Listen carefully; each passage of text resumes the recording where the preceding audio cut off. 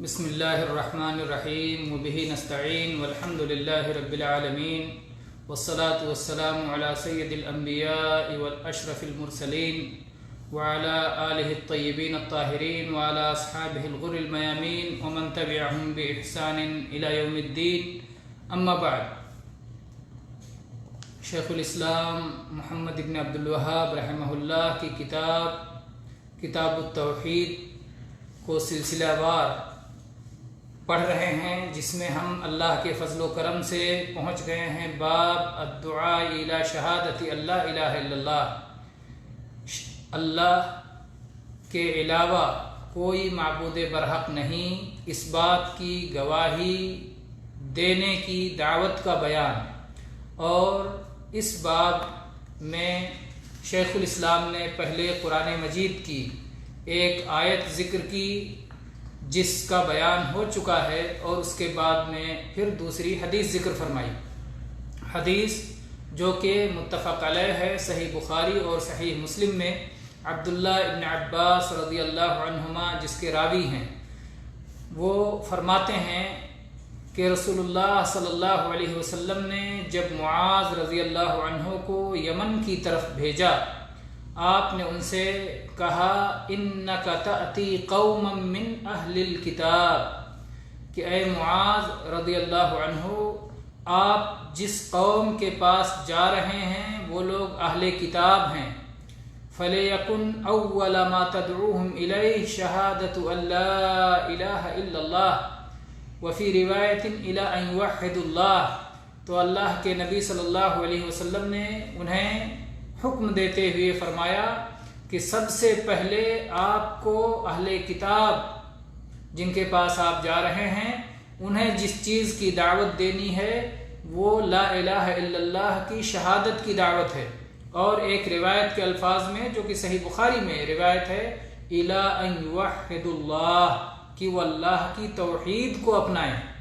بہت سارے لوگ کہتے ہیں کہ توحید توحید توحید کا آپ بیان کرتے ہیں، توحید کی بات کرتے ہیں. کہاں ہے توحید کا لفظ؟ کس حدیث میں آیا ہے؟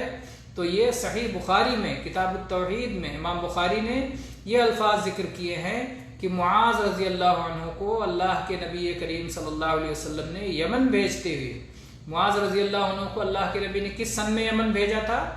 سن 10 ہجری میں، اور سن 11 ہجری میں اللہ کے نبی صلی اللہ علیہ وسلم کی وفات ہوئی ہے. یعنی یہ آپ کے آخری دنوں کی بات ہے.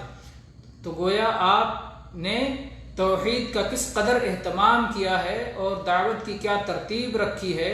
اور آپ کسی کو کسی جگہ بھیجتے تھے معلم بنا کر کے، حاکم بنا کر کے، فقیہ بنا کر کے، مبلغ بنا کر کے، تو کیا سمجھا کر کے بھیجتے تھے؟ اللہ کے نبی کریم صلی اللہ علیہ وسلم نے معاذ رضی اللہ عنہ کو سمجھا کے بھیجا کہ آپ یمن جا رہے ہیں، حاکم بن کے جا رہے ہیں، داعی بن کے جا رہے ہیں، مبلغ بن کے جا رہے ہیں، قاضی بن کے جا رہے ہیں. تو آپ کی دعوت و تعلیم کا منصوبہ کیا ہونا چاہیے، اس کی ترتیب کیا ہونا چاہیے، پوری طرح اللہ کے نبی نے سمجھایا. تو سب سے پہلے تو اپنے مخاطب کو سمجھنا چاہیے. آپ جس کے پاس جا رہے ہیں، جو آپ کے مخاطب ہونے والے ہیں وہ کون ہیں؟ تو اللہ کے نبی نے فرمایا کہ آپ کے مخاطب یہ اہل کتاب ہیں، یہ پڑھے لکھے لوگ ہیں، یہ ان پڑھ نہیں ہیں، یہ جاہل نہیں ہیں، بلکہ عالم ہیں. عالم سے بات کرنے کا طریقہ کچھ اور ہوگا، جاہل سے بات کرنے کا طریقہ کچھ اور ہوگا، پڑھے لکھوں سے بات کرنے کا طریقہ کچھ اور ہوگا، ان پڑھوں سے بات کرنے کا طریقہ کچھ اور ہوگا. تو اپنے مخاطب کے بارے میں آپ کو معلوم ہونا چاہیے. یہ اللہ کے نبی صلی اللہ علیہ وسلم کی اس حدیث سے ہمیں معلوم ہوتا ہے. تو آپ نے کہا آپ اہل کتاب کے پاس جا رہے ہیں، اور اس سے یہ بات بھی معلوم ہوتی ہے کہ کسی کا پڑھا لکھا ہونا اس بات کی دلیل نہیں ہے کہ اسے توحید بھی معلوم ہے، اسے اللہ کی پہچان بھی ہے. ورنہ کتنے لوگ پڑھے لکھے ہوتے ہیں اور انہیں اللہ کی پہچان نہیں ہوتی، اللہ کی توحید کا صحیح علم نہیں ہوتا. اللہ کی توحید کا صحیح علم ہونا یہ اللہ کا فضل ہے، اللہ جسے عنایت کرے. اور پھر کتاب کے پڑھنے والے، پڑھے لکھے، عالم ہو کر کے بھی ممکن ہے کہ توحید کو جانتا ہو لیکن اس پہ عمل نہ کرتا ہو. تو یہ دونوں چیزیں ممکن ہیں، دونوں احتمالات ہیں. ایک تو یہ کہ پڑھا لکھا ہے لیکن توحید کا علم نہیں، اور دوسرے یہ کہ توحید کا علم تو ہے لیکن اس پر عمل نہیں کرتا، جیسا کہ اہل کتاب یہود و نصارہ تھے. تو اللہ کے نبی صلی اللہ علیہ وسلم نے فرمایا کہ آپ کن کے پاس جا رہے ہیں، کن کے درمیان آپ کو دعوت کا کام کرنا ہے، کن لوگوں کو اللہ کا دین پہنچانا ہے، وہ آپ کے ذہن میں ہونا چاہیے۔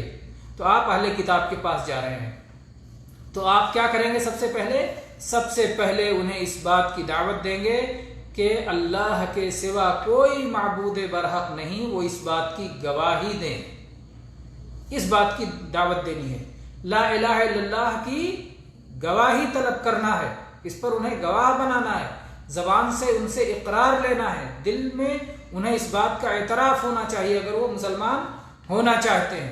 تو سب سے پہلا فرض انسان پر، سب سے پہلا فرض آدم کے بیٹے پر لا الہ الا اللہ کا اقرار ہے۔ لا الہ الا اللہ یہ سب سے پہلا فرض ہے۔ اللہ کی توحید کو اپنانا اور شرک کو چھوڑنا یہ سب سے پہلا فرض ہے، جیسا کہ اس آیت میں ہے لا الہ، جیسا کہ اللہ تعالیٰ نے فرمایا فَمَن يَكْفُرْ بِالطَّاغُوتِ وَيُؤْمِن بِاللَّهِ فَقَدِ اسْتَمْسَكَ بِالْعُرْوَةِ الْوُثْقَىٰ۔ العروۃ الوثقیٰ یہ لا الہ الا اللہ ہے، جس کے اندر کفر بالطاغوت بھی ہے اور ایمان باللہ بھی ہے، اس کے بغیر توحید مکمل نہیں ہوتی۔ تو اللہ کے نبی صلی اللہ علیہ وسلم نے فرمایا کہ سب سے پہلے آپ جس چیز کی دعوت دیں گے وہ اللہ کی توحید کی دعوت ہے۔ اگر وہ اللہ کی توحید کو تسلیم کر لیں، زبان سے اس کا اعتراف کر لیں، دل میں اگر اعتراف نہیں کریں گے تو منافق قرار پائیں گے اور دلوں کا حال اللہ ہی جانتا ہے، لیکن بقیہ احکام انہیں تب بتلائے جائیں گے جب وہ پہلے توحید کو مان لیں۔ پہلے توحید پر گفتگو ہوگی، توحید پر گفتگو کے بغیر کسی اور چیز پر گفتگو نہیں ہوتی ہے۔ دعوت میں پہلے توحید کی دعوت دی جاتی ہے، نماز کی دعوت پہلے نہیں دی جائے گی۔ تو اللہ کے نبی صلی اللہ علیہ وسلم نے جب انہیں یمن کا داعی بنا کے بھیجا تو انہیں بتا کے بھیجا کہ دعوت کی ترتیب یہ ہے، سب سے پہلے لوگوں کو اللہ کی توحید کی طرف بلایا جائے گا۔ اللہ کے بندوں کو اللہ کا حقیقی بندہ بنانا یہی اس دین کا مقصد ہے۔ بہت سارے لوگ یہ سمجھتے ہیں کہ جو ہے حکومت حاصل کرنا یہ مقصد ہے، یہ قطعاً کبھی مقصد نہیں رہا ہے اور کسی نبی کا مقصد نہیں رہا ہے۔ نہ ایجیٹیشن کرنا، نہ مظاہرات کرنا، نہ جتھا بنانا، نہ گروہ بنانا، یہ سب کبھی مقصد نہیں رہا۔ مقصد کیا ہے کہ اللہ کے بندے اللہ کے حقیقی بندے بن جائیں اور اللہ کی توحید کو تسلیم کر کے اللہ کی رضا حاصل کرنے کے لیے اپنی زندگی کو وقف کر دیں اور اللہ کی جہنم کے عذاب سے، آگ کے عذاب سے بچ جائیں۔ یہ ہے دعوت کا مقصد، یہ ہے تبلیغ کا اور تعلیم کا مقصد۔ تو اللہ کے نبی صلی اللہ علیہ وسلم نے فرمایا کہ انہیں لا الہ الا اللہ کی طرف بلانا۔ اگر وہ لا الہ الا اللہ کا اقرار کر لیں گے، اس بات کو مان لیں گے، تسلیم کر لیں گے، تو انہیں بتلانا کہ اللہ تبارک و تعالیٰ نے ان کے اوپر ایک دن اور رات ملا کر کے 5 وقت کی صلاۃ فرض کی ہے۔ 5 صلوات، صلاۃ الفجر، صلاۃ الظہر، صلاۃ العصر، صلاۃ المغرب، صلاۃ العشاء، یہ 5 صلاۃ ہے جو اللہ نے فرض کیا ہے۔ ایمان لاتے ہی یہ چیزیں فرض ہو جاتی ہیں۔ یہ سب سے زیادہ لازم ہے کسی بندے پر، جو بندہ ایمان قبول کرے تو سب سے پہلا لازم یہی ہوتا ہے کہ وہ صلاۃ قائم کرے، اور صلاۃ کو اس کے ارکان کے ساتھ، اس کے شروط کے ساتھ، طہارت اور جو بھی شروط ہیں سب کو اپنا کر کے اخلاص کے ساتھ، خشوع و خضوع کے ساتھ صلاۃ قائم کرے، صلاۃ 5 وقتہ۔ پھر اس کے بعد میں اللہ کے نبی صلی اللہ علیہ وسلم نے فرمایا کہ اگر وہ اس بات کا اعتراف کر لیں اور اقرار کر لیں اور اس بات میں اطاعت کر لیں، اس بات کو مان لیں، تو آپ انہیں بتائیے کہ اللہ تبارک و تعالیٰ نے ان کے اوپر زکوٰۃ فرض کیا ہے، جو ان کے دولت مند لوگوں سے، امیروں سے لیا جائے گا اور ان کے غریبوں کو دے دیا جائے گا۔ صلاۃ یہ اللہ کا حق ہے اور زکوٰۃ یہ اللہ کے بندوں کا حق ہے، اللہ کا بھی حق ہے اللہ کے حکم کے اعتبار سے، اور اس کا نفع اللہ کے بندوں کو پہنچتا ہے، اس لحاظ سے اللہ کے بندوں کا حق ہے۔ اللہ تعالیٰ نے زکوٰۃ کے مصارف قرآن پاک میں بیان فرمائے ہیں، اس میں سے سب سے پہلے اللہ نے فقیروں کا ذکر کیا ہے، انما الصدقات للفقراء، کہ فقیروں کو صدقہ دیا جائے گا۔ فقیروں کو صدقات میں سے سب سے پہلے نمبر پہ ان کو حقدار بنایا گیا ہے، اس کے بعد مسکینوں کو اور بقیہ مصارف کو ذکر کیا گیا ہے۔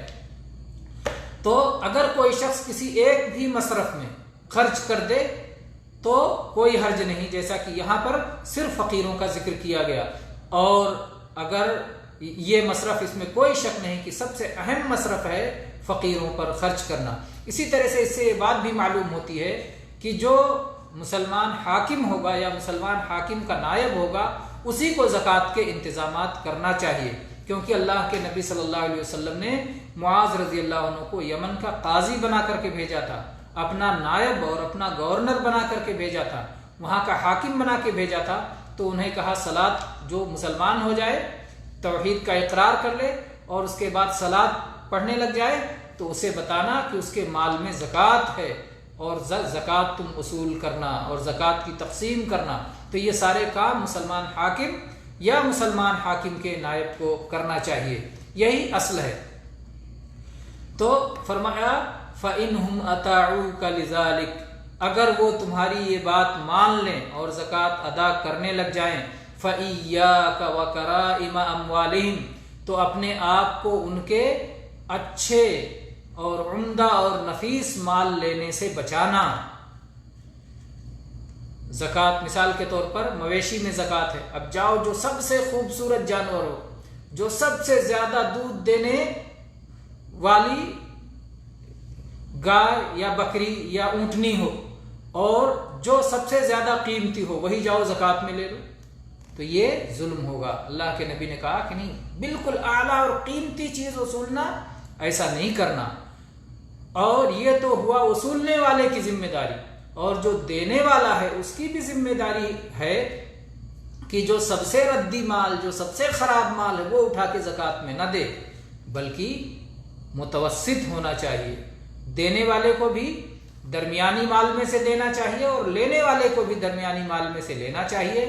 ہاں، اگر دینے والا اپنی خوشی سے اپنا اچھا اور عمدہ مال دیتا ہے تو لینے میں کوئی حرج نہیں ہے۔ اس کے بعد اللہ کے نبی صلی اللہ علیہ وسلم فرمایا وَاتَّقِ دَعْوَةَ الْمَظْلُومِ، اور مظلوم کی بد دعا سے اپنے آپ کو بچانا، یعنی عدل کرنا، ظلم سے بچنا۔ جو آدمی عدل کرے گا اور ظلم نہیں کرے گا تو ظاہر بات ہے اس کے سامنے مظلوم نہیں ہوں گے اور وہ بد دعا نہیں کریں گے۔ تو کسی حاکم کے لیے یہ بہت اہم ہے کہ وہ عدل کا اہتمام کرے اور ظلم سے اپنے آپ کو بچائے، اور اتنا ہی نہیں کہ خود عدل کا اہتمام کرے اور ظلم سے بچے، بلکہ جن لوگوں کو اپنا نائب بنا رہا ہے، جن کو اپنا کارندہ بنا رہا ہے، جن کو وہ علاقوں میں امیر اور ذمہ دار بنا کر کے بھیج رہا ہے، ان کو بھی اس بات کی نصیحت کرے کہ وہ ظلم سے باز رہیں۔ جس قدر عدل عام ہوگا، جس قدر ظلم سے لوگ بچیں گے، اسی قدر اللہ کا فضل ان پر نازل ہوگا، اسی قدر معاشرہ ٹھیک ٹھاک رہے گا، اسی قدر انتظامات درست رہیں گے۔ تو اس لیے اللہ کے نبی صلی اللہ علیہ وسلم فرمایا وَاتَّقِ دَعْوَةَ الْمَظْلُومِ، اور مظلوم کی بد دعا سے اپنے آپ کو بچانا۔ فَإِنَّهُ لَيْسَ بَيْنَهَا وَبَيْنَ اللَّهِ حِجَابٌ، اس لیے کہ مظلوم کی بد دعا اور اللہ کے درمیان کوئی پردہ اور کوئی رکاوٹ نہیں ہوتی، وہ ڈائریکٹ ساتوں آسمانوں کو چیر کر اللہ کے عرش کے پاس یہ بد دعا پہنچ جاتی ہے، اور اللہ تبارک و تعالیٰ اپنے فیصلے کے مطابق، اپنی تدبیر کے مطابق، اپنی تقدیر کے مطابق ظالم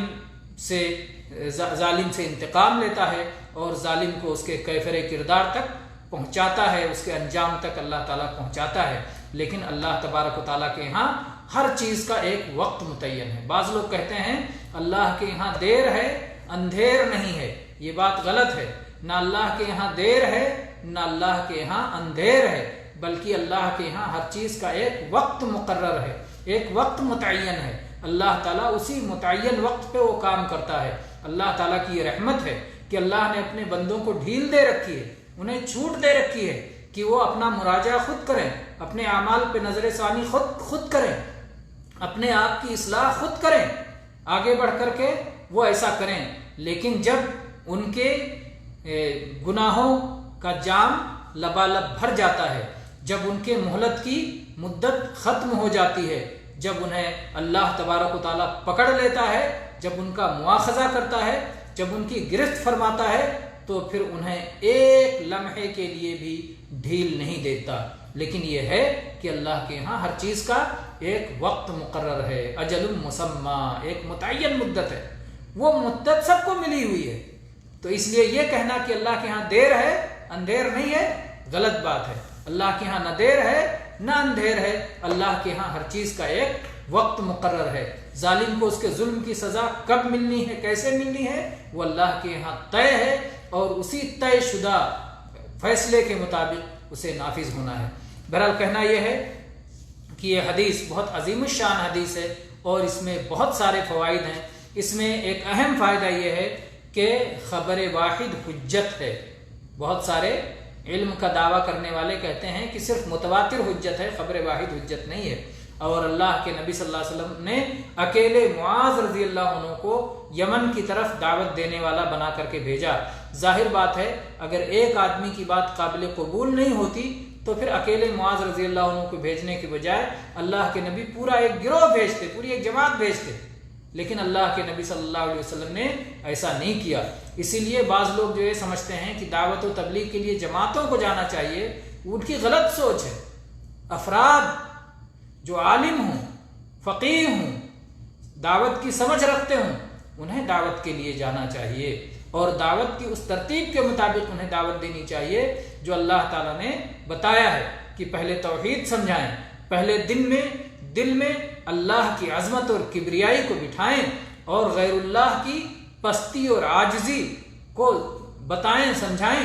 جب توحید دلوں پر نقش ہو جائے اور جب شرک کو چھوڑ دیں اور صلاۃ کے پابند ہو جائیں، اس کے بعد جو ہے ان کو زکوٰۃ کا حکم دیا جائے. یہ ترتیب ہے. تو توحید سمجھائے بغیر نماز کا حکم دینا شروع کرنا یہ شرعی طریقہ نہیں ہے. تو یہ ایک مسئلہ یہ معلوم ہوا کہ دعوت و تبلیغ کے لیے جماعتوں کے نکلنے کے بجائے ایسے افراد کو جانا چاہیے جو کہ پہنچیں اور خود وہ پہنچ کر کے کارواں بنا دیں.